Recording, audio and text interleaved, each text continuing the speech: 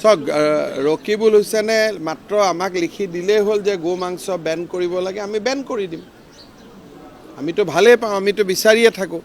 তেওঁলোকেহে বিধানসভাত আপত্তি কৰে। গতিকে এতিয়া যদি ৰকিবুল হুছেইন আৰু ভূপেন বৰাই কৈ দিয়ে যে গো মাংস বিজেপিয়েও খাব নালাগে, এজিপিও খাব নালাগে, কংগ্ৰেছেও খাব নালাগে, তাতকৈ ভাল কাম কি হ'ব পাৰে? আৰু তেনেকুৱা কথা লিখি দিলে কংগ্ৰেছ দলে, তেতিয়াহ'লেতো অহা ইলেকশ্যনত ময়ে মানুহক ক'ম যে কংগ্ৰেছক ভোট দি দিয়ক বুলি। চাওক ৰকিবুল হুছেইনে মাত্ৰ আমাক লিখি দিলেই হ'ল যে গো মাংস বেন কৰিব লাগে, আমি বেন কৰি দিম। আমিতো ভালেই পাওঁ, আমিতো বিচাৰিয়ে থাকোঁ।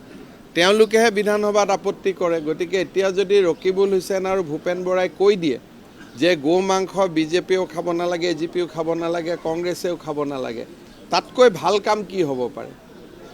আৰু তেনেকুৱা কথা লিখি দিলে কংগ্ৰেছ দলে, তেতিয়াহ'লেতো অহা ইলেকশ্যনত ময়ে মানুহক ক'ম যে কংগ্ৰেছক ভোট দি দিয়ক বুলি।